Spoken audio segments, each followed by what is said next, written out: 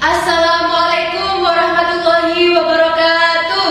Waalaikumsalam warahmatullahi wabarakatuh. Selamat pagi anak-anak. Pagi Bu. Bagaimana kabarnya? Alhamdulillah sehat Bu. Alhamdulillah. Apa ada yang tidak masuk? Ada Bu. Berapa anak? 2. Oke, nanti setelah ibu absen ya. Ya Bu.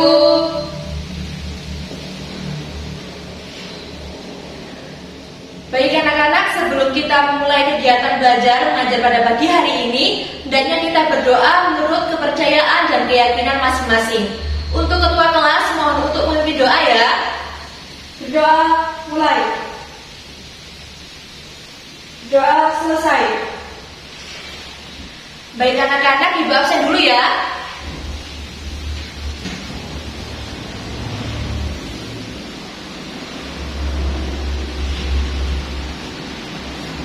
Ahmad, Hadir Bu. Ainuha, hadir Bu. Anissa, Hadir Bu. Bella, hadir Bu. Coki, Hadir Bu. Dandi, hadir Bu. Dinda, Hadir Bu. Fatimah, hadir Bu.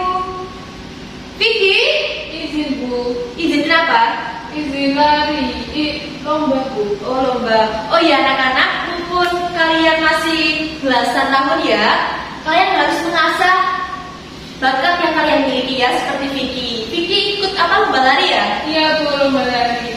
Coba ibu tanya ke salah satu ya. Ke Yuyun suka main apa biasanya? Main Kayak olahraga gitu? olahraga lari. Lari juga. Oke. Jangan dipendam ya bakatnya, bisa diasah lagi.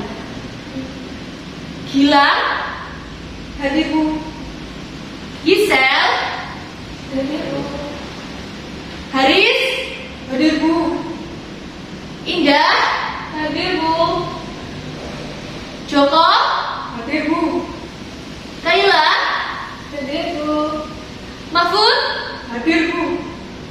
Muhammad, Hadir Bu. Naila, hadir Bu. Oki, Hadir Bu.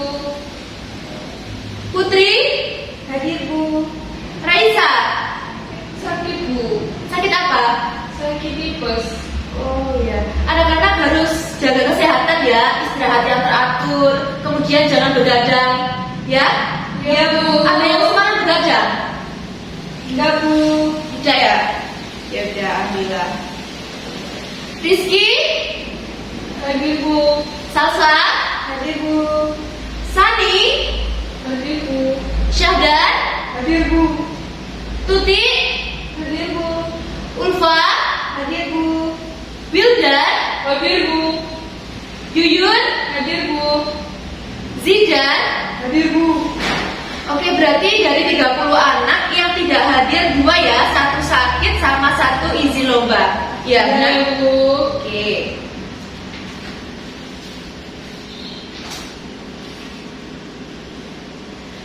Baik anak-anak, apakah sudah siap untuk memulai kegiatan belajar pada pagi hari ini? Sudah Bu.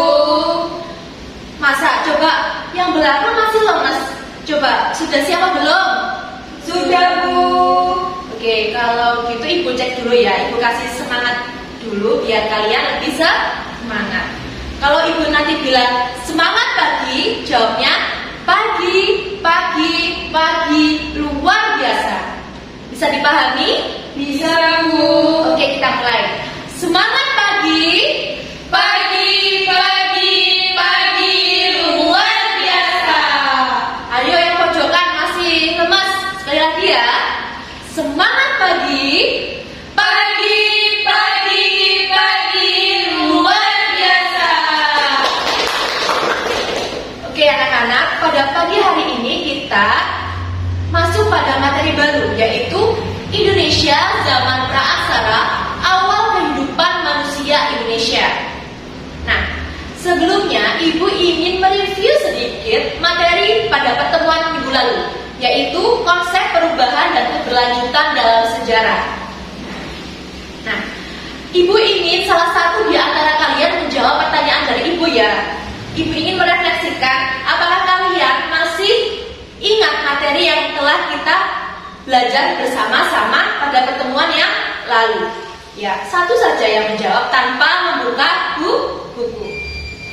Nah, Ibu bertanya, dalam bab konsep perubahan dan keberlanjutan itu ada beberapa jenis-jenis perubahan. Nah, di sini siapa yang bisa menyebutkan apa saja jenis-jenis perubahan? Ada yang bisa? Saya, Bu. Oke, siapa namanya? Yuyun, absen 29. Oke, Yun silakan. Jenis-jenis perubahan dibagi menjadi 4, Bu. Yang pertama, perubahan berdasarkan waktu. Yang kedua, perubahan berdasarkan arah. Yang ketiga, perubahan berdasarkan berpengaruhnya. Yang keempat, perubahan dikehendaki dan tidak dikehendaki, Bu. Oke, bagus. Benar. Jadi anak-anak, jenis-jenis perubahan itu ada 4, yaitu yang pertama perubahan berdasarkan waktu, kemudian perubahan berdasarkan arah, kemudian perubahan berdasarkan pengaruhnya, dan yang keempat perubahan berdasarkan Dikehendaki dan tidak dikehendaki. Oke. Karena salah satu di antara kalian bisa dan sebagai perwakilan untuk menjawab ya, dan bisa, maka Ibu akan teruskan materi baru pada pagi hari ini, yaitu Indonesia Zaman Praaksara, Awal Kehidupan Manusia Indonesia. Nah, pada bab ini kita akan belajar bersama-sama. Yang pertama, dapat mengidentifikasi penemuan manusia purba di Indonesia. Kemudian yang kedua, dapat mengidentifikasi asal-usul nenek moyang bangsa Indonesia. Kemudian pada pertemuan berikutnya itu ada indikator. Kita akan menganalisis corak kehidupan manusia Indonesia. Tetapi corak kehidupan manusia purba nanti akan dijelaskan di pertemuan berikutnya. Kita fokus kedua tadi apa? Mengidentifikasi penemuan manusia purba dan menganalisis asal-usul nenek moyang bangsa Indonesia. Oke. Mengenai manusia purba, anak-anak, mempelajari kehidupan di masa lalu merupakan kegiatan yang sangat menarik. Kehidupan manusia purba dapat kita pelajari melalui berbagai fosil dan artefak sisa kehidupan di masa lalu. Kemudian anak-anak, jenis-jenis manusia purba, kemudian kehidupan manusia purba itu dapat kita lihat bahwa mereka itu hidupnya secara sederhana. Mereka hidup secara berburu, meramu, dan berpindah-pindah tempat dari satu tempat ke tempat yang lain.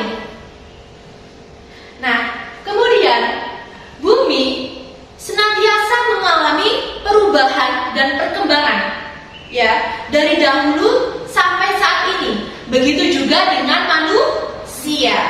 Nah, kemudian anak-anak, pada masa prasejarah itu disebut juga sebagai zaman praaksara. Kenapa?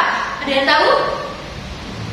Karena pada zaman dahulu manusia purba belum dapat mengenal tulisan.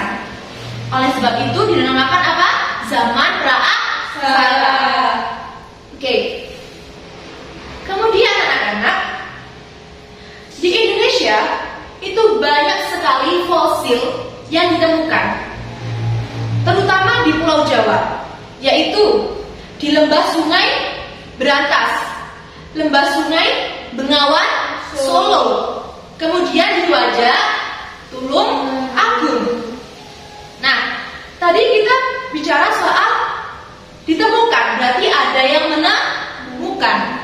Nah, ada beberapa tokoh yang menemukan fosil-fosil manusia purba. Yang pertama ada Eugene Du Bois. Yang kedua ada Jetton Hart. Yang ketiga ada Open North.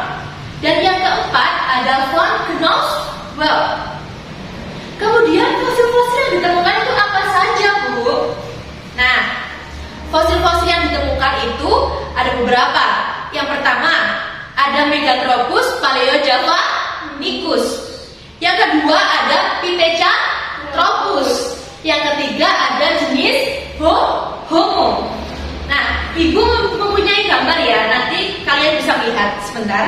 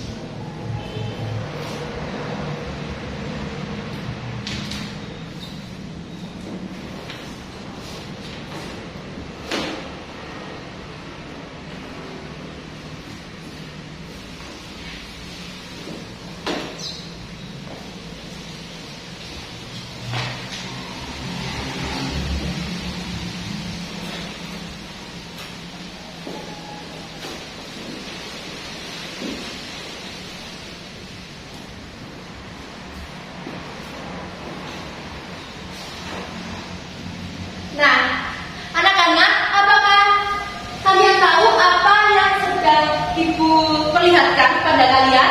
Ini merupakan jenis apa, anak-anak? Manusia purba. Nah, kalian mungkin ada beberapa yang tahu ya. Coba Ibu mau tanya ke teman kelasnya. Oh iya, teman-teman sudah dikasih tahu untuk membaca materi sebelum Ibu menjelaskan? Sudah disampaikan? Sudah, Bu. Sudah. Nah, bagus, berarti anak-anak sudah membaca ya sebelumnya ya? Sudah ya? Oke, biar kalian lebih paham, kalian buka buku halaman 27 sampai 32 ya pada bab ini. Oke, anak-anak. Yang pertama, ini ada jenis-jenis manusia purba ya. Yang pertama ini ada Meganthropus paleojavanicus. Kemudian yang kedua ada Pithecanthropus. Kemudian yang ketiga ada Homo. Kita akan belajar bersama tentang Meganthropus paleojavanicus terlebih dahulu.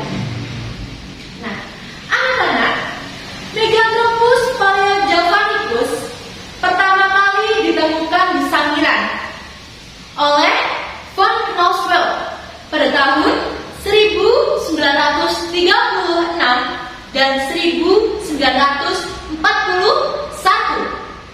Berupa apa? Coba berupa apa? Berupa rahang atas ya, 3 buah gigi taring dan 2 gigi geraham. Nah, pada Meganthropus paleojavanicus ini ditemukan di Pleistosen bawah. Bisa dimengerti? Bisa.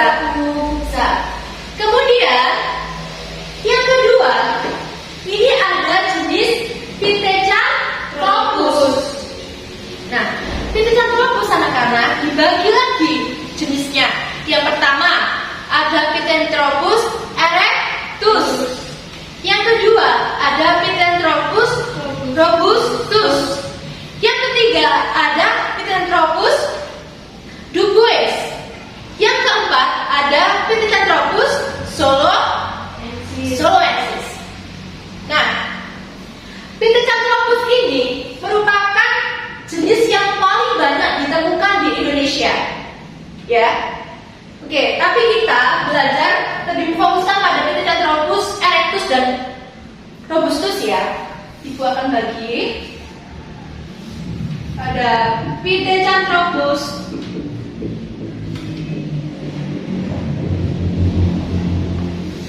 erectus, ya.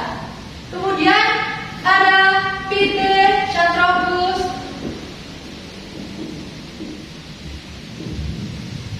robustus.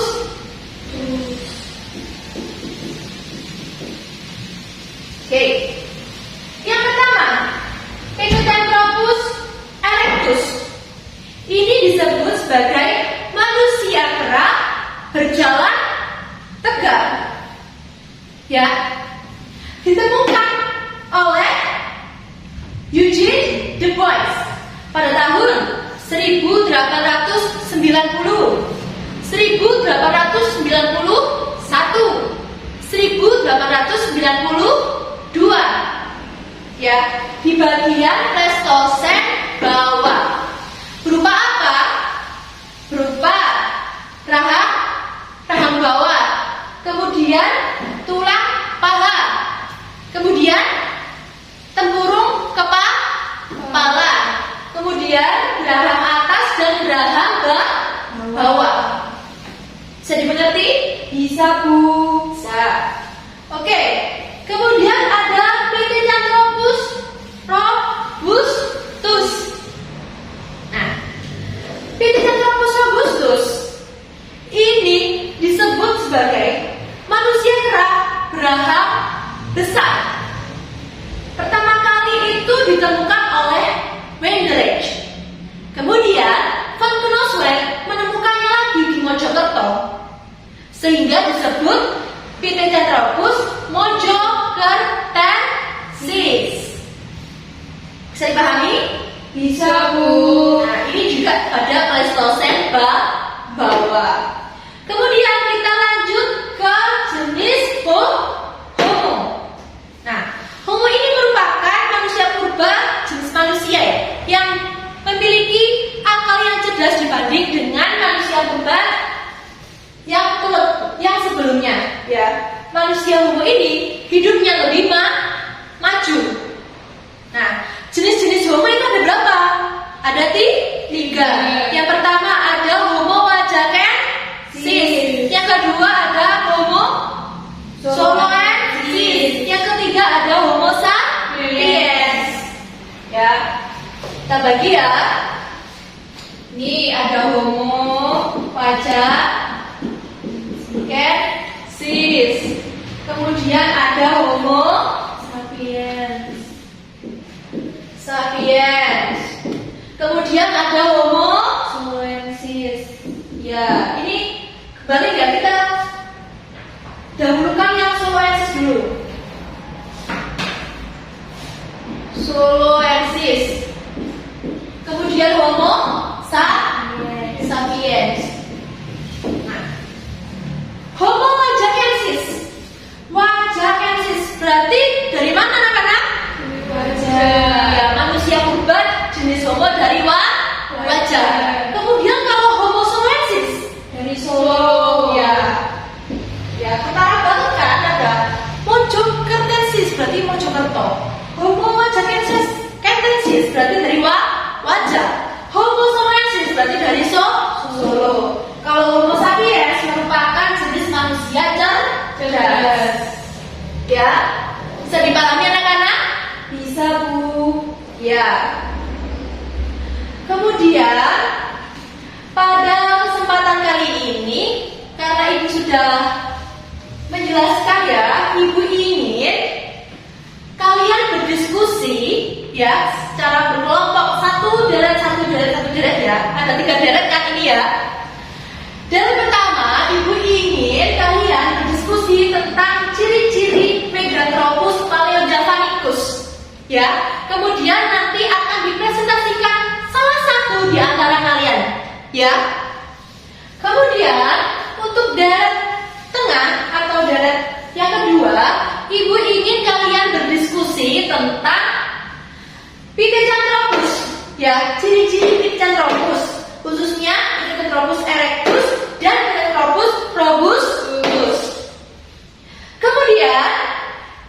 ketiga yaitu jenis homo untuk deret sebelah kiri dari ibu atau deret yang ketiga.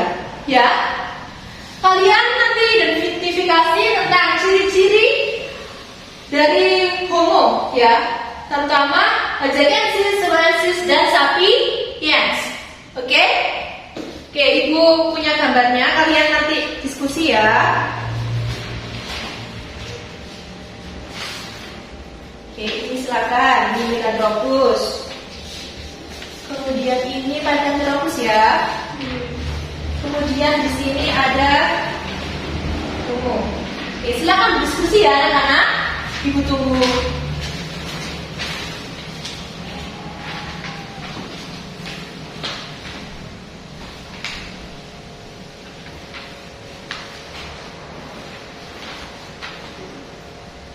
Ya, nih benar. Ya, di Pithecanthropusnya.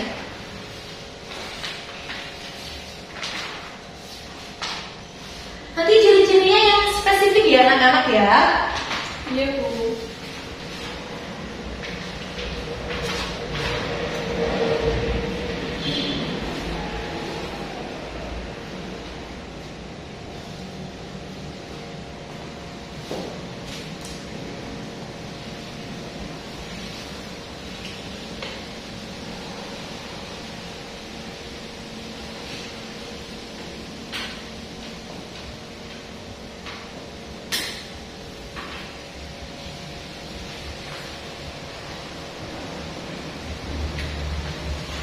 Oke, apakah ada yang sudah selesai diskusinya? Sudah Bu. Oke, untuk yang Meganthropus Paleojavanicus kelompoknya sudah siap? Siap Bu. Perwakilannya sudah siap? Siap Bu. Oke, silakan perwakilan untuk kelompok Meganthropus Paleojavanicus. Oke, tepuk tangan dulu. Oke, silakan di tengah. Perkenalkan, saya Ayu Buha dari kelompok A akan menjelaskan ciri-ciri Meganthropus Paleojavanicus. Ya, silakan. Ciri-ciri Meganthropus Paleojavanicus memiliki tulang pipi yang tebal, otot rahang yang kuat, tidak memiliki dagu, memiliki tonjolan belakang yang tajam, memiliki tulang kening yang menonjol, memiliki perawakan yang tegap, memakan tumbuh-tumbuhan, hidup berkelompok dan berpindah-pindah. Ya, Ibu tambahkan ya, tadi berpindah-pindah tempat disebut dengan nomaden. Berarti jenis Meganthropus Paleojavanicus itu hidupnya masih berpindah-pindah tempat. Oke, tepuk tangan anak-anak. Sudah bagus, diskusinya sudah bagus.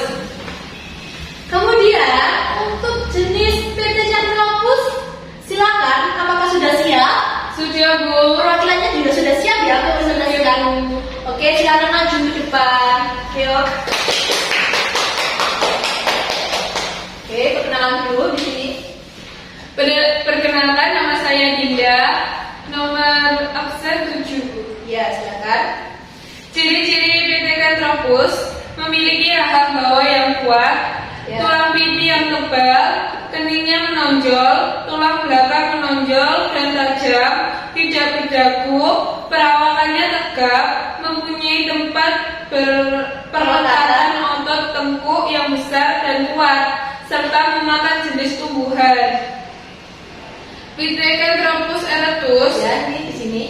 Ya, sedikit itu lambat ya. Coba. memiliki ciri-ciri berjalan tegak, volume otak lebih 900 cc, berbadan tegak, dan alat pengunyah yang kuat, tinggi badan 165 sampai 170 cm, berat badan 100 kg. Ya, kemudian Pithecanthropus robutus memiliki ciri-ciri hidung lebar, tulang pipi kuat, tubuhnya tinggi. Oke. Apakah ada yang ditanyakan untuk kelompok sini? Tidak Bu. Oke. Ibu akan sedikit menambahkan ya dari kelompok Pithecanthropus ya. Oke, silakan Kak, sana dulu ya.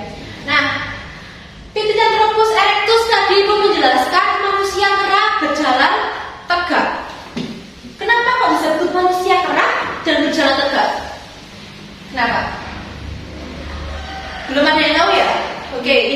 jelaskan ya. Jadi anak-anak, Pithecanthropus erectus manusia kera berjalan tegak. Kenapa kok disebut manusia kera? Kemudian kok berjalan tegak?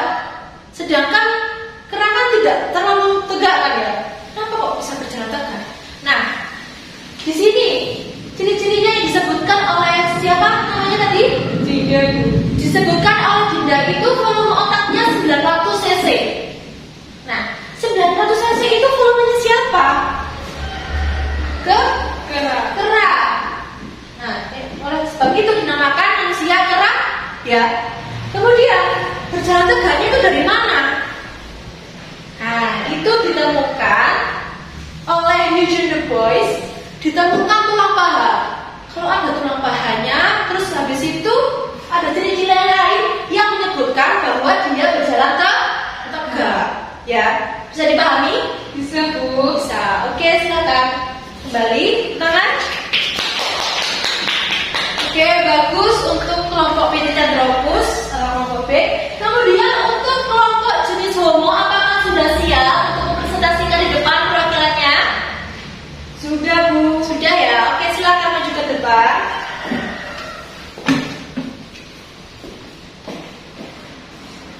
Oke, ada sini. Oke. Perkenalkan, nama saya Kayla dari kelompok 3. Saya akan menjelaskan ciri-ciri Homo. Berat badan 30 sampai 150 kg. Volume otaknya lebih dari 1350 cc. Alatnya dari batu dan tulang. Berjalan tegak. Muka dan hidung lebar dan mulut menonjol. Sudah, Bu. Sudah, tangan. Oke, sudah dirasa cukup ya. Oke, silakan kembali ke tempat. Oke, anak-anak, benar tadi diskusi kalian sudah berjalan dengan baik. Ibu sangat senang ya kalian dapat berdiskusi dengan tidak kemana-mana ya, lebih fokus ya. Dan ibu ingin menyinggung sedikit tentang jenis Homo. Tadi untuk kelompok jenis Homo masih belum spesifik lagi ciri-cirinya. Nah, ibu memberi kesempatan ya, pada pertemuan kali ini ibu akan memberikan pertanyaan dan siapa yang bisa menjawab nanti ibu apresiasi dengan menambahkan nilai tambahan dan akan mendapatkan ini ya, hadiah dari ibu ya, minuman yang dapat mencintai pencernaan kalian. Ya.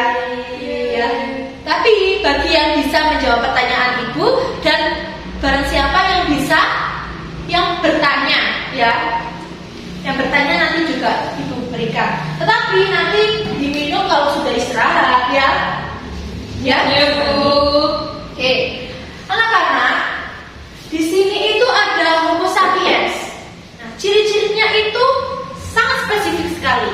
Nah, siapa di sini yang bisa menyebutkan ciri-ciri Homo sapiens?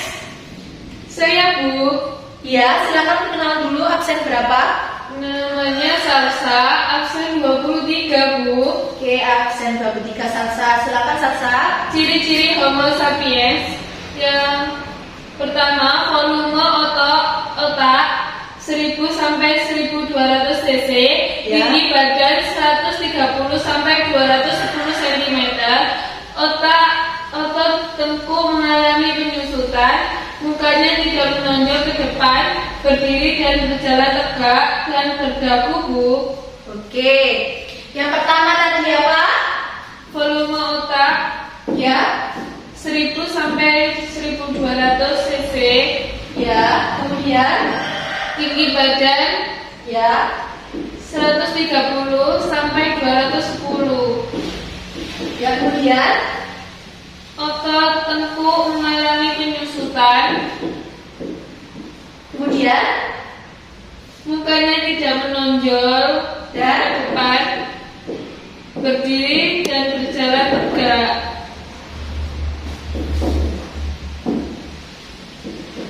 Dan berdagu, Bu. oke. Nah, anak-anak, ini merupakan tambahan ya. Silakan dicatat ya. Yang ciri-ciri Homo sapiens ya. Berarti ini bukan jenis padat dari jenis ke kera ya. Ya, catat dulu tambahannya.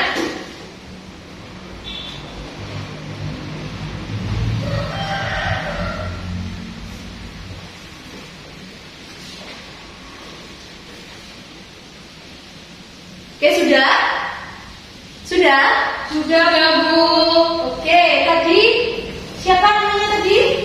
Salsa Bu. Oke, Salsa dapat ini ya dari Ibu. Ini ya. Terima kasih, Bu. Ya, yang lain ya juga ikut ambil. Oke, anak-anak, sebelum Ibu melanjutkan, apakah ada yang bertanya sebelum Ibu melanjutkan? Saya Bu, Oke, absen berapa namanya juga? Bella absen 4 Bu. Oke, Bella, silakan. Bu, kenapa fosil manusia banyak ditemukan di daerah sungai? Oke, sangat menarik pertanyaannya ya.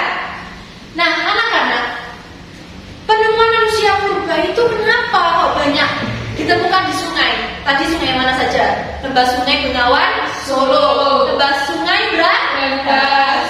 Nah, sungai berarti isinya kan air ya. Berarti mereka itu hidup untuk mencari sumber mata air ya. Untuk memudahkan mereka mencari sumber mata air, maka mereka itu dulu hidupnya di dekat sungai. Kemudian dekat sungai itu biasanya subur anak-anak. Jadi mereka itu untuk mengumpulkan makanan itu lebih berada di dekat sungai. Oke, bisa dipahami? Bisa Bu. Bisa Bu. Oke, kita lanjut pada asal-usul nenek moyang bangsa Indonesia ya. Seperti indikator kita tadi, yaitu menganalisis asal-usul penemuan nenek moyang bangsa Indonesia ya. Oke, kita ganti ya. Ini tadi kan jenis-jenis manusia purba. Sekarang Ibu punya gambar ya. Tapi sebelumnya Ibu akan memberikan informasi kepada kalian bahwa asal-usul nenek moyang bangsa Indonesia itu ada beberapa tokoh ya yang menyampaikan teorinya tentang asal-usul nenek moyang yang masuk ke Indonesia. Tokoh-tokohnya itu apa saja? Yang pertama ada Muhammad Ali. Kemudian ada Profesor Dr. Haji Kan. Kemudian ada Von Heine Garden. Kemudian yang keempat ada Muhammad Yamin. Kemudian ada siapa lagi? Ada Hogan. Nah, yang pertama Muhammad Ali.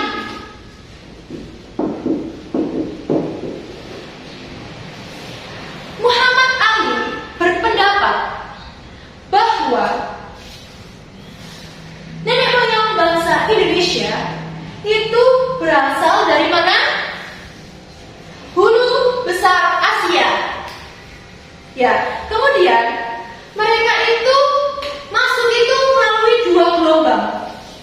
Gelombang yang pertama itu pada tahun 3000 sampai 1500 sebelum Masehi.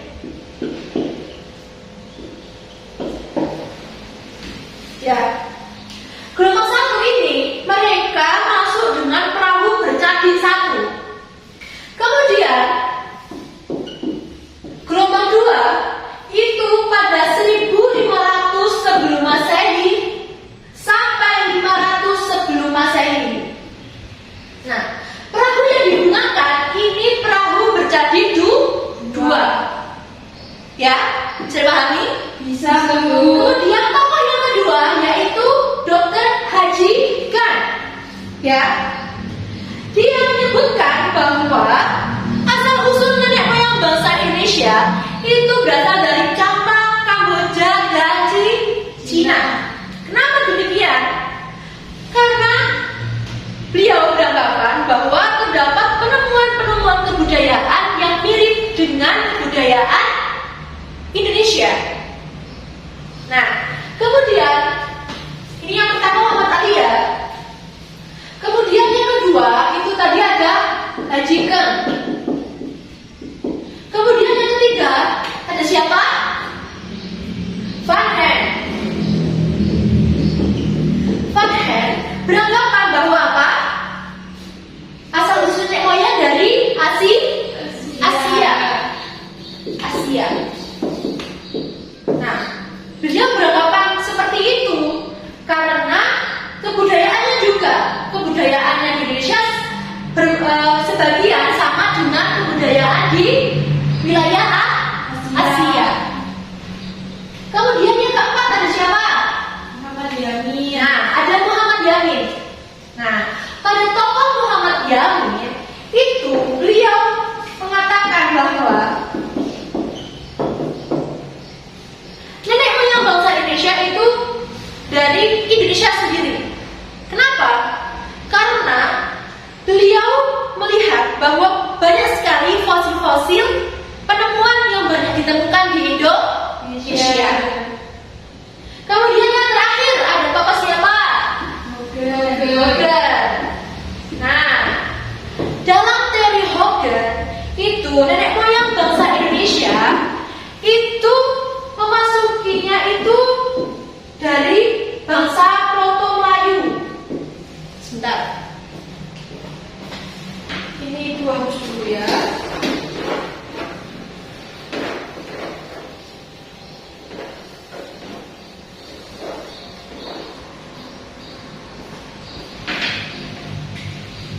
Dari Proto-Melayu. Kemudian dari mana? Deutero-Melayu. Kemudian Melanesoid atau Melanesia.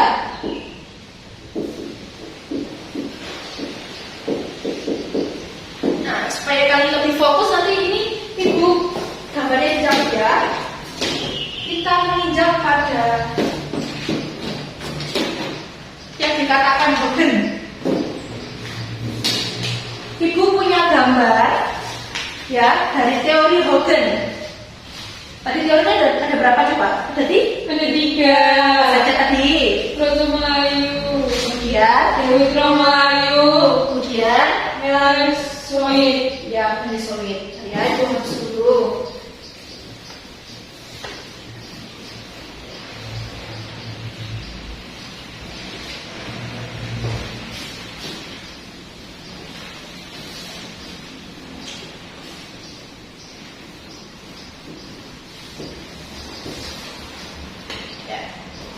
Ibu, kita akan belajar bareng tentang teori dari Hogen. Ya. Ibu akan menempelkan gambar-gambar. Apakah kalian tahu apa gambar-gambar yang akan ibu tempel di sini?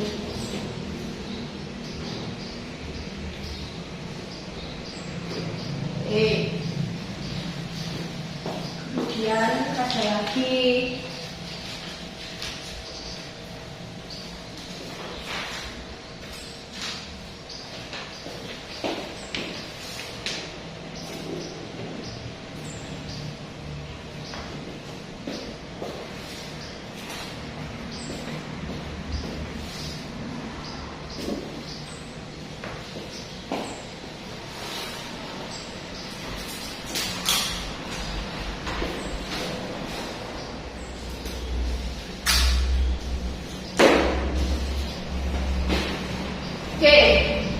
di sini ada Proto-Melayu. Proto-Melayu. Di sini ada Deutero-Melayu. kemudian yang ini ada apa? Melanesoid. Melanesoid.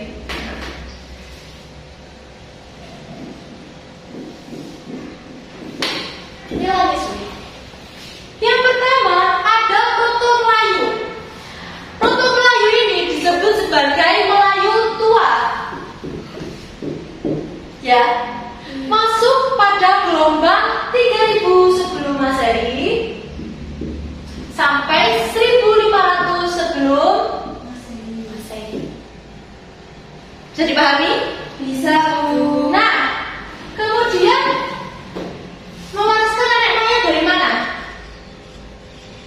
Dari mana? Dari Homo soloensis. Ya. Kemudian sukunya itu dari suku Toraja, suku Dayak, kemudian suku Batak. Ya. Tadi Proto Melayu ini lebih tinggi kebudayaannya daripada Homo sapiens. Ya, bisa dipahami? Bisa, Bu. Kemudian yang Deutero Melayu atau Melayu muda. Nah, Deutero Melayu atau Melayu muda itu masuk diperkirakan oleh Morgan, teori Morgan itu 1500 sampai 500 sebelum Masehi. Nah, melalui jalur barat. Kemudian hasil kebudayaannya ini merupakan hasil kebudayaan logam. Oleh karena itu, Deutero Melayu lebih tinggi daripada Proto Melayu karena sudah mengenal logam. Kemudian suku dari Deutero Melayu itu ada suku Melayu, suku Minang, Jawa dan Bugis. Kita lanjut ke Melanesoid. Ya. Ciri-ciri dari Melanesoid itu rambutnya keriting, kemudian bibir tebal, kulit ada kehitaman. Ya. Oke, di sini ibu ingin bertanya, siapa yang bisa menjelaskan jalur dari Proto Melayu apa saja? Silakan. Saya, Bu. Ya, silakan. Ya. Jalan barat berawal dari Semenanjung Malaka ke Sumatera, kemudian menyebar ke beberapa daerah Indonesia. Jalan timur berawal dari Semenanjung Malaka ke Filipina dan Minahasa, kemudian menyebar ke beberapa daerah Indonesia, Bu. Oke, bagus sekali. Tadi siapa namanya? Gisel, Bu. Oke, Gisel ini ya, dapat diapul dari ibu. Terima kasih, Bu. Oke. Baik, anak-anak. Apakah ada yang ditanyakan sebelum nanti kita akhiri? Saya, Bu. Ya, silakan. Putri, Bu, absen 24. Ya, Putri absen 24. Ya.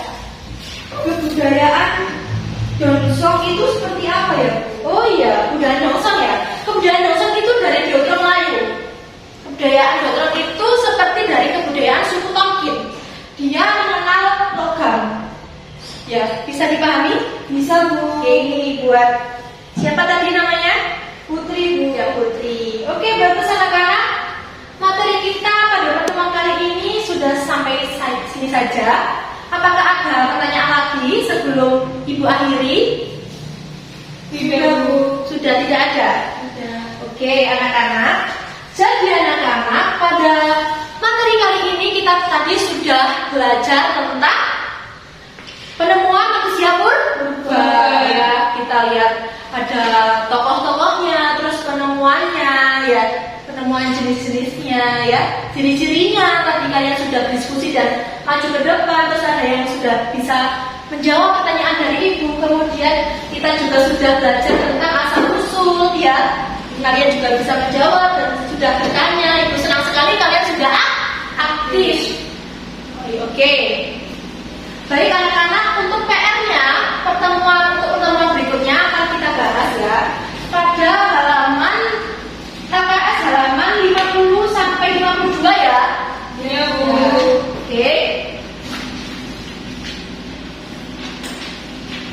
Baik anak-anak, karena sudah dirasa cukup materi pada pagi hari ini, Ibu salut kepada kalian karena sudah aktif sekali dalam belajar ya. Jangan lupa jaga kesehatan dan istirahatnya digunakan dengan waktu yang sebaik mungkin ya. Iya, Bu. Oke, Ibu akhiri apabila ada salah kata, Ibu mohon maaf yang sebesar-besarnya.